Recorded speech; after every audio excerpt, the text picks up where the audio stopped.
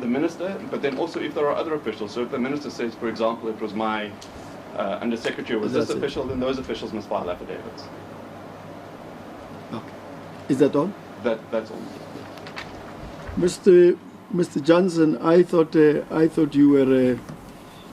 were partly at Sun City, but the applicant has dragged you into the picture. Yeah. Judge, if you're inclined to give such an order, the DG would be happy to answer it. But I submit there respectfully there's no basis to make such an order against the DG. I find none also. No. I find none. Certainly. Mr. Nocha? Mr. Nocha, in your response, I would specifically like you to address me on what is it that is to be placed before me if a postponement is granted, so as to enable me to make up my mind as to whether what is to come is relevant and important in the matter. I need to know what is coming.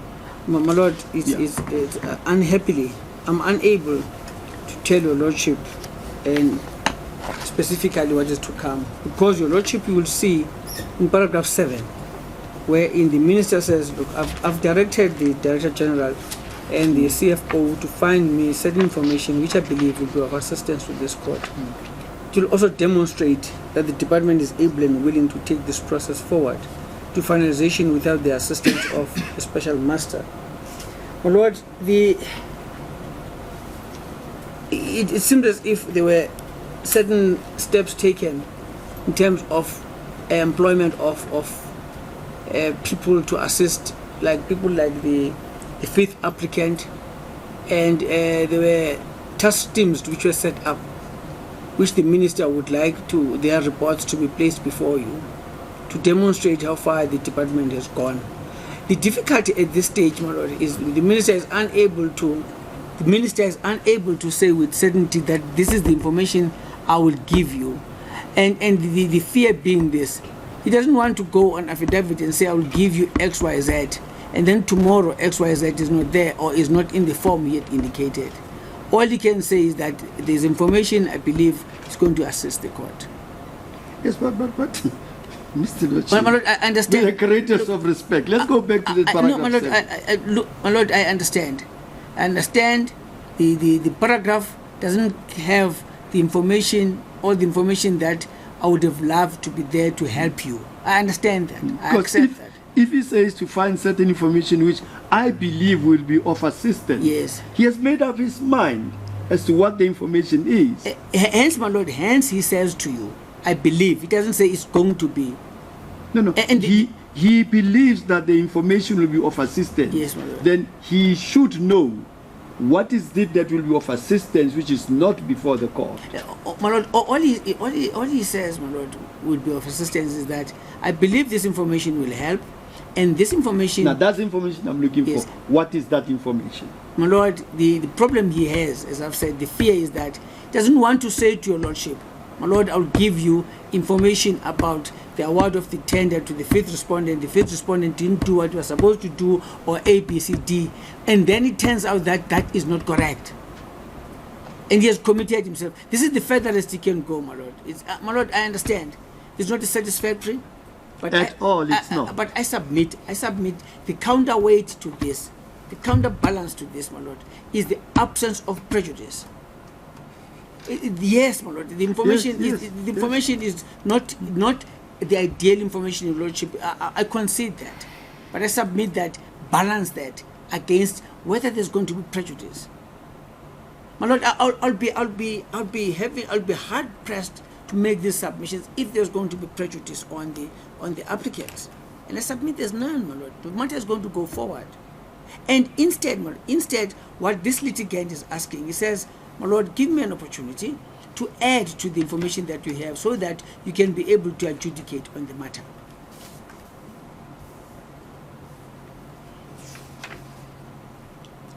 And then, my Lord, the issue of prejudice. Well, we are told that the applicants have been bussed from Mpumalanga to here. they're not here to testify, my lord. They're not necessary for them to be here.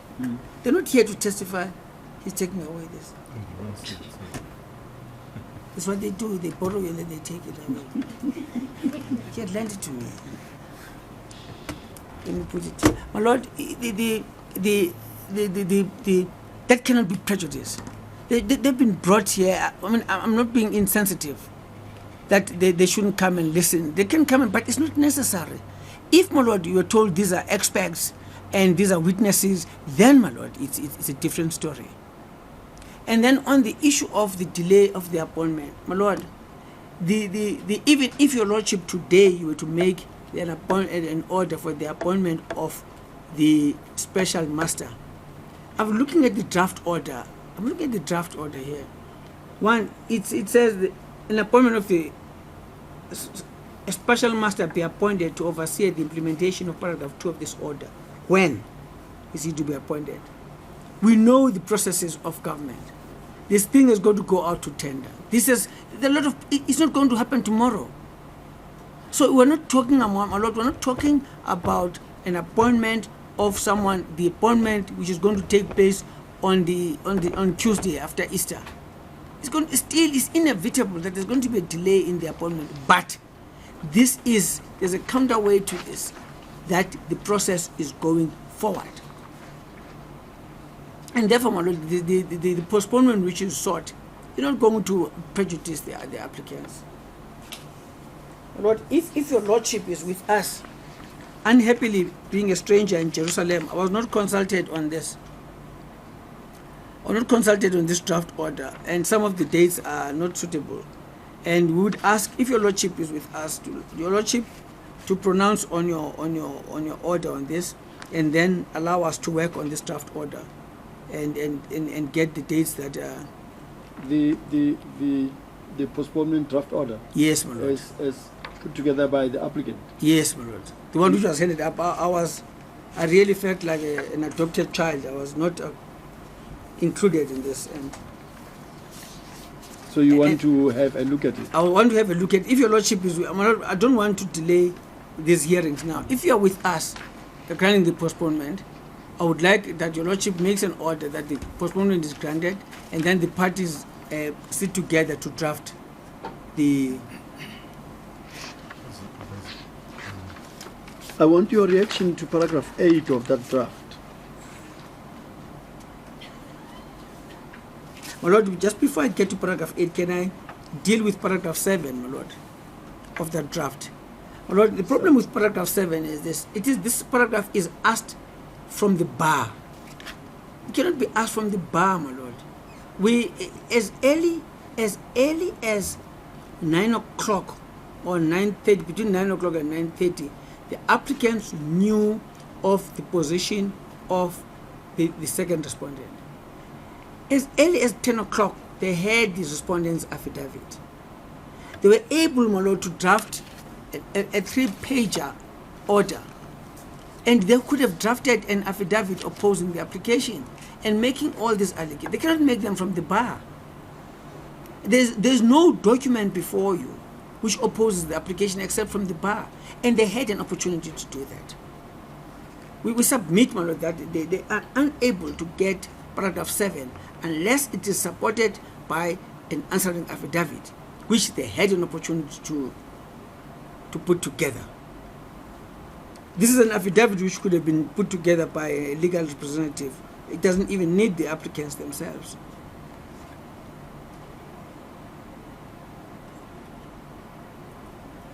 Well, need they file an affidavit in opposing a postponement? Is it always necessary? Not necessary, my lord, but if they're making allegations and they seek an order outside the normal orders, they seek an order de boni proprie, then they should file an affidavit to make the allegations. Why and they should. And you have to respond to that. Exactly, my lord.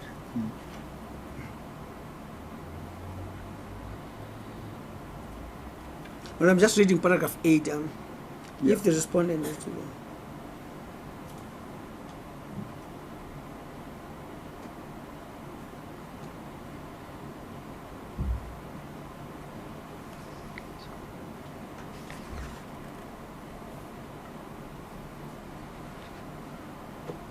My Lord, this also goes with paragraph 7 as well, my Lord. This should have been in an opposing affidavit. And I would urge your Lordship to give it a short shrift and not grant that order, even if your Lordship grants the order. My Lord, the second respondent is not averse to the order of course against the second respondent for the wasted cost occasioned by the postponement, but not the boni propri and not an scale as wanted, and also not the order for the shipment of people.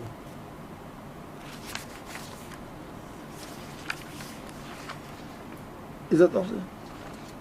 I just wanted, I saw, my Lord, there was a request for an order for hiring of buses or something like that.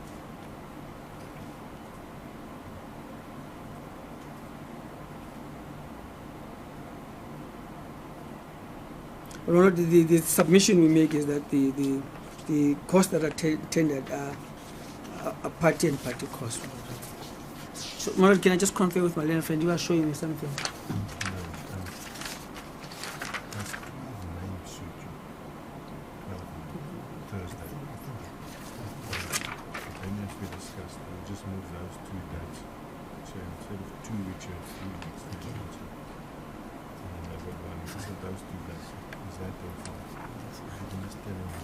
Oh, my Lord,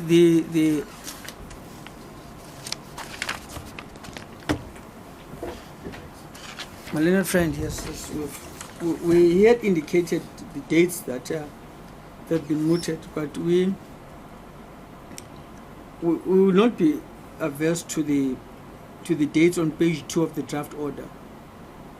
Instead of 7th, it should be the 14th, and then instead of the 14th of April on paragraph 3, it should be the 21st of April.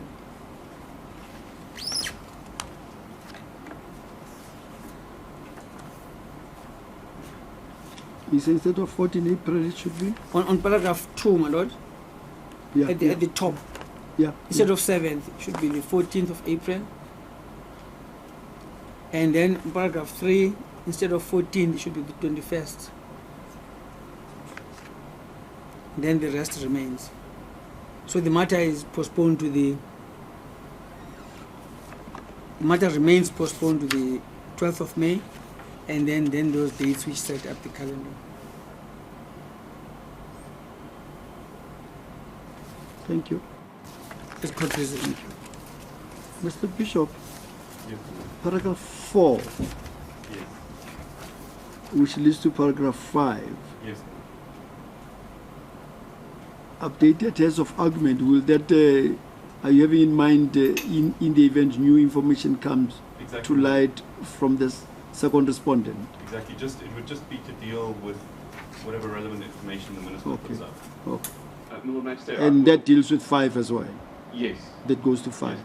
Lord, we have no difficulties with the new dates proposed by my learned friend. I apologize for not consulting with him properly before putting this draft order up. You But say you are not adverse to them. No, the changing the 7th to the 14th and the 14th to the 21st. We have no difficulty with that. 14 to the 21st? First, in paragraph 3. Yeah. So those two just move 1 week later.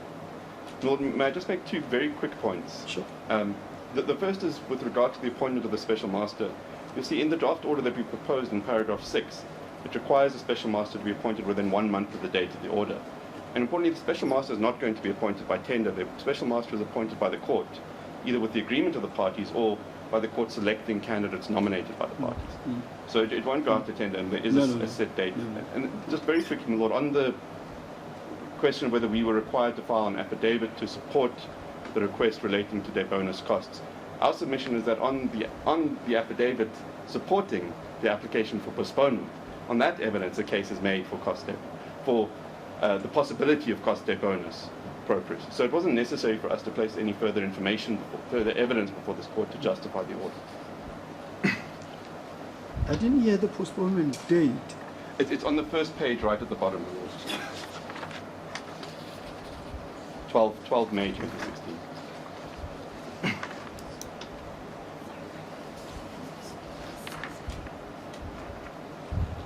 I have listened to the application for a postponement by the second respondent. The reason being that the second respondent would like to place more information before this court, information to be considered when the court is determining the appointment of a special master. The second respondent in this case is the Minister of Rural Development and Land Reform. The second respondent has filed an affidavit indicating that he heard about what is placed before the court by the first respondent only on the 11th of March 2016. And he is of the opinion that not enough information has been placed before the court in order to persuade the court not to appoint this special master. Then he continues in paragraph 7 that as a result of the information he received on the 11th of March, he then, the second respondent, decided to call upon certain officials within his department to make available information which he believes should be put before the court and be able to influence the court in as far as the appointment of a special master is concerned. The application for postponement is opposed by the applicant. The first respondent is not opposing the application but is not adverse to the application for reasons that the first respondent has advanced. A postponement is not a given at all.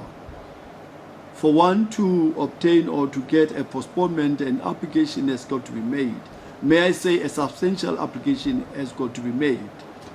And reasons for the postponement must be so put in a manner that the court should be able to make up its mind as to whether it is indeed necessary in the interest of justice to grant the said postponement. Counsel for the second respondent, Mr. Noche, considered that he considered that there is not sufficient information before me can be able to make up my mind as to whether a postponement will be justified or not. He considered that, and of course laid emphasis on the fact that even if such information is not before court, I'm not told what will be placed before court by the second respondent at a later stage. I must weigh the balance by considering the prejudice aspect in as far as the applicants are concerned. He submitted that the applicants are not going to suffer any prejudice if the court does grant a postponement. He went further to state that the postponement will not affect the process in going forward as it has been going forward.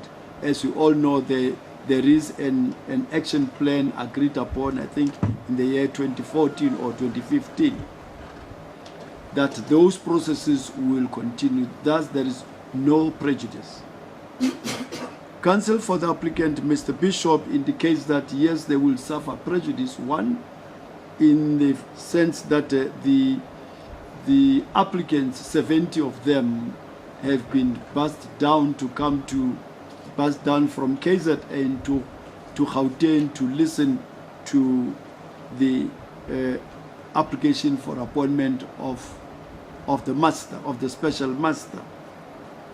And further, that this matter is in the public interest and that the matter should be finalized in the public interest, and stated that the applicants took time to prepare for this matter to be heard today. In as far as the taking of the time is concerned and the cost is concerned by the council, I cannot gainsay that. In as far as the public interest aspect is concerned, I also cannot gainsay that. This is an important case which the public is looking at with keen eyes as to what is going to happen, because we're dealing here with people who some of them may receive some eviction applications very soon if this matter is not settled quickly. We're dealing here with people who, if called upon to evacuate the said farms, will have nowhere to go. And it is the duty of the state and the law to protect such people. Thus, it places this matter squarely within the realm of public interest. I am not so sure as to the presence, the cost incurred by the presence of the 70 applicants in court today. This is a matter wherein the applicants knew that it concerns the lawyers. It's a matter for argument.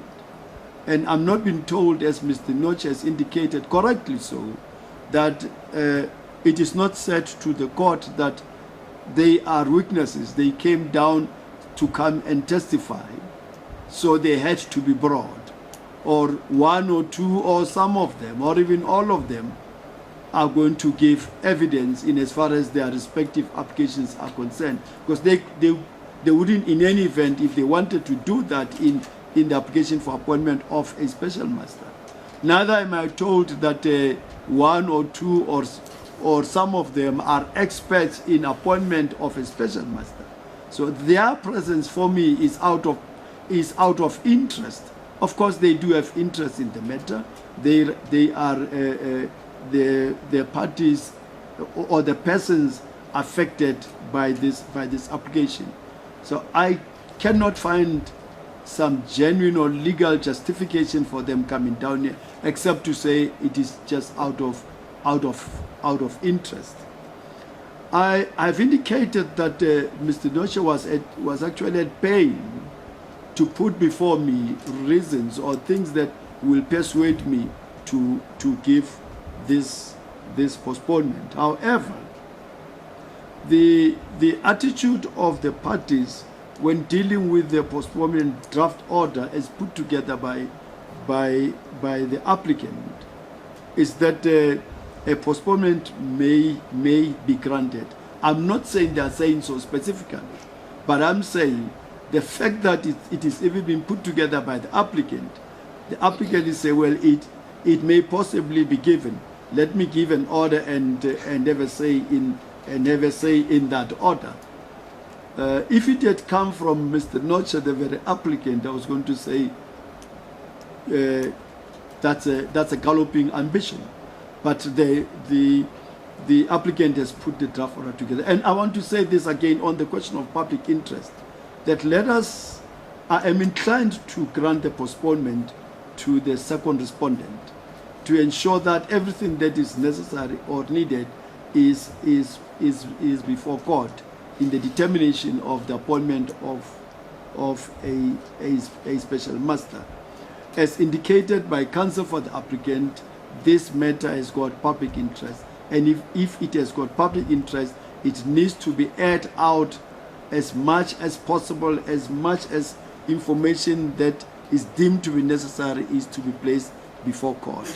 I want to believe, Mr. Noche, that when that information is placed before court, it will be information relevant, and it will be information that will be of assistance to court.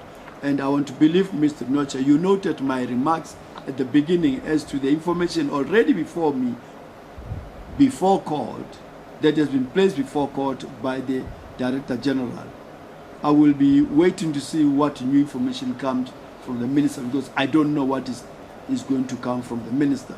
I'm inclined, therefore, in the interest of justice and in the interest of the public as well, to grant the postponement. The parties have looked at the draft order, as I said, that has been put together by the applicant. I am not inclined, Mr. Bishop, to order cost against the second respondent in his personal capacity. Whatever he's going to be doing that in his official capacity. And the affidavit that he has filed that in his official capacity.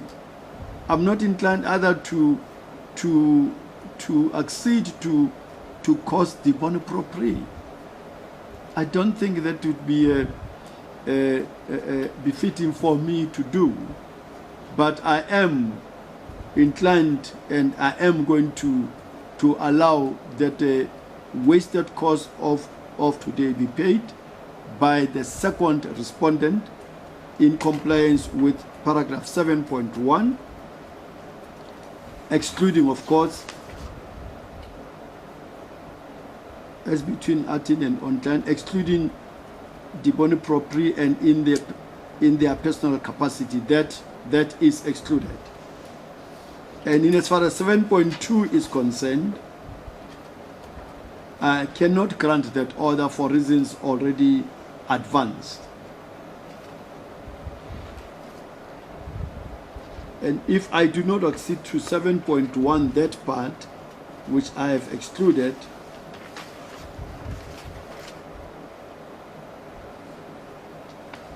I want to believe, Mr. Bishop, then that is going to affect paragraph 8. That affects paragraph 8. Then paragraph 8 will then fall out. Am I correct? So, yeah, also paragraph 6 would fall out. Paragraph 6. The idea was that further... Yeah, the costs are not reserved. Yeah. They must be paid. So, You don't reserve. Paragraph 7.1 will be now paragraph 6. It will read that the applicant, the second respondent, to pay the cost of the hearing on a scale is between attorney and client. Yeah. Full stop. Sorry, my Lord, just one point of clarification. Attorney and client or attorney and own client? We've asked for attorney and own client. It says here attorney and own client. Yes. Yes.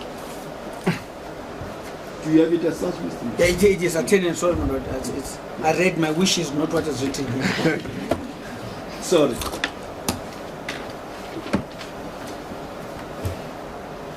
Maybe I should read the order onto the record as a result of this amendment. I therefore allow the postponement, application for the postponement, and I make the following order. 1. The matter is postponed to the 12th of May 2016. 2. The second respondent shall file any additional information on affidavit, and the affidavits mentioned in paragraph. No. That part will fall out, my Lord. Only information on affidavit on or before the 14th April 2016.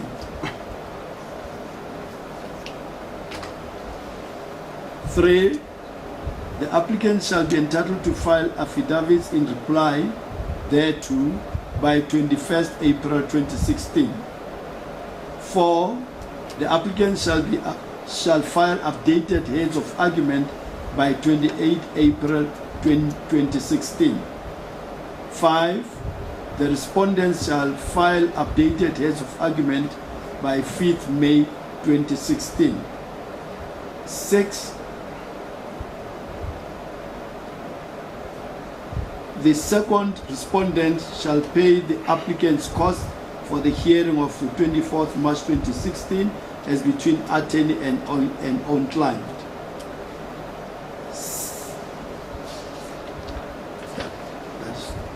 That is my order.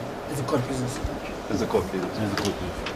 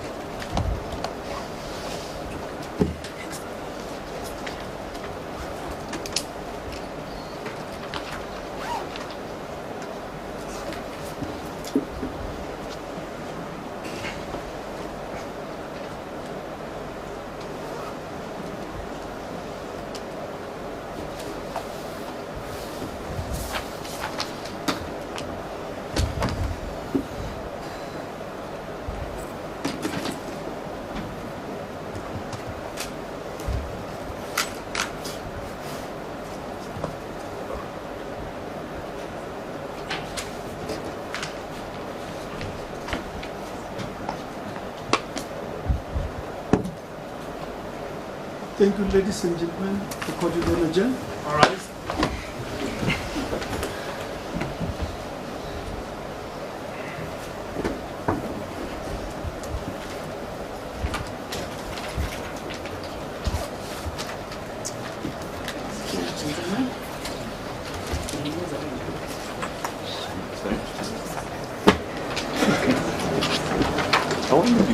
actually reached a different decision again at draft order. I think you're sort of using that as an excuse.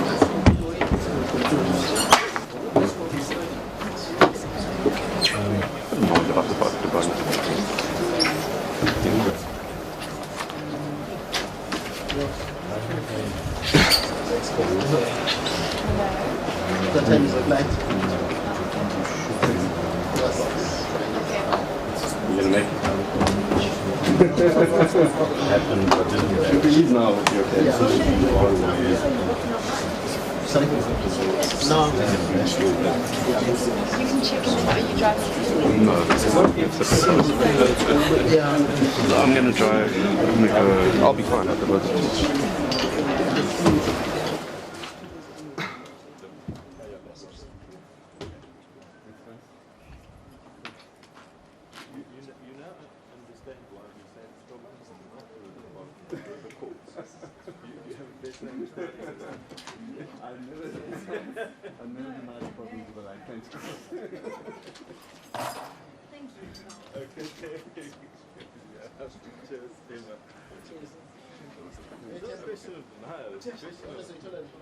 Admitting the extent there. Yeah, but I mean, because no, but I mean, it's a serious problem because I accept that even once we get all these things in front of the court, we're just going to face a new problem. But got to start somewhere. I'm going to that.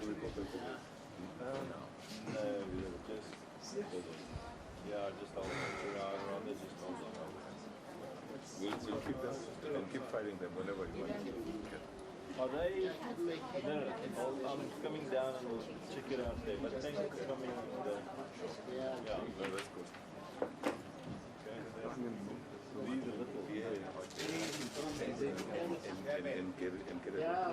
So there's no time to produce it. Take up pilot. Yeah.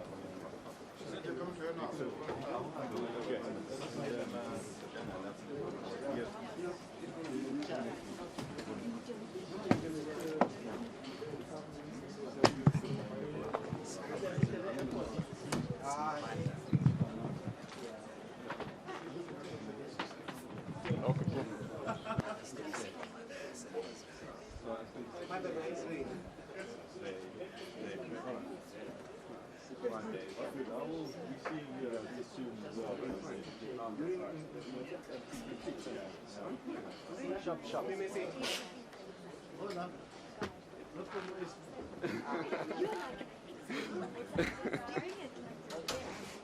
No, it doesn't get.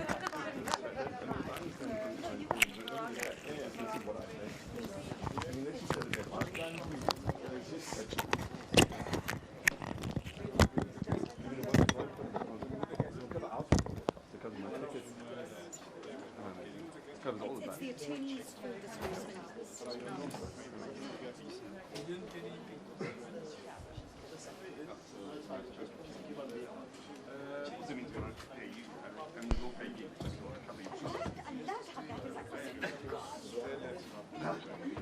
No, I mean, you can send the LLC.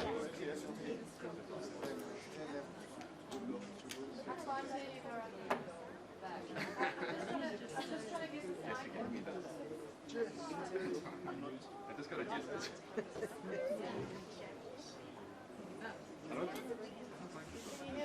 I like this one. With those big things. It's got I want to put in a thicker rope. What's your sense?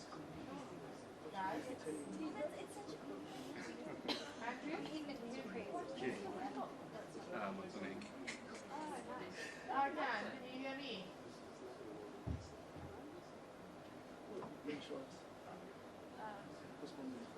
Who wants my speaking copies? I charge for my copies. So, yeah, you can try to. So, unataka ya balego. I'm going to somewhere for next time. Actually, don't you want to...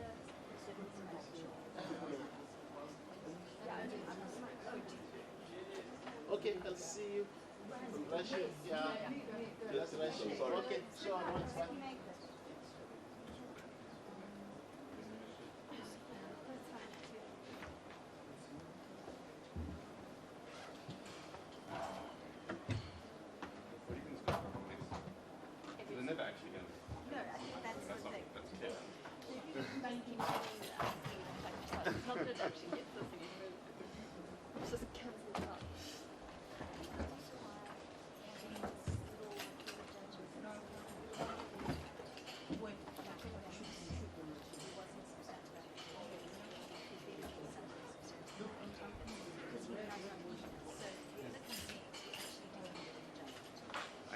they're going to be in trouble if there's nothing in that application.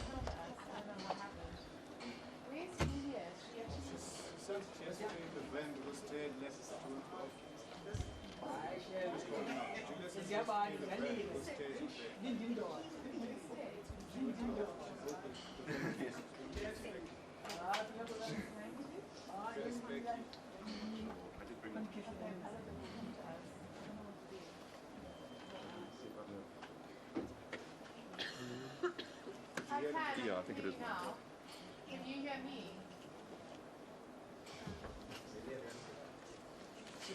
She can't hear me. Who's currently, who she work for?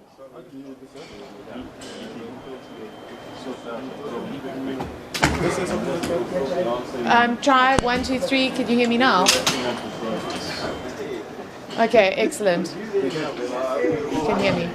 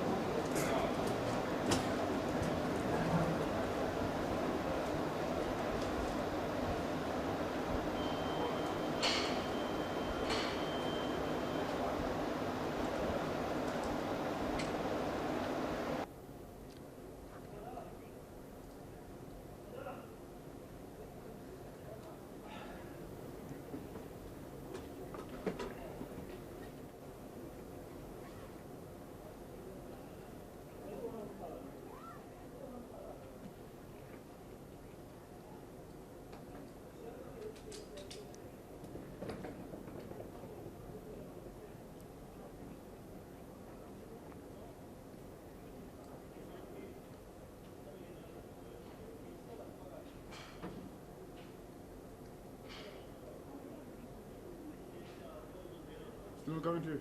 Yeah, How long? they're on a package. Oh.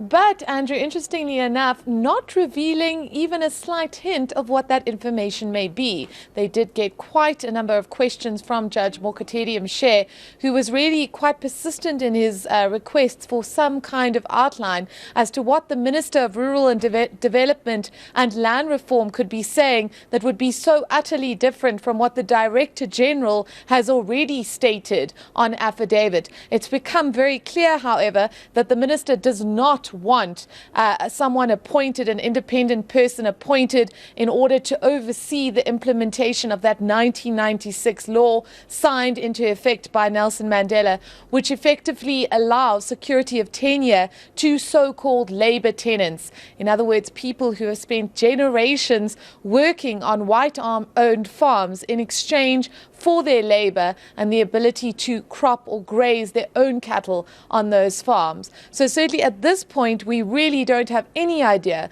what information the minister believes was so important that he decided at the very last minute, this morning in fact, to seek a postponement of this particular case.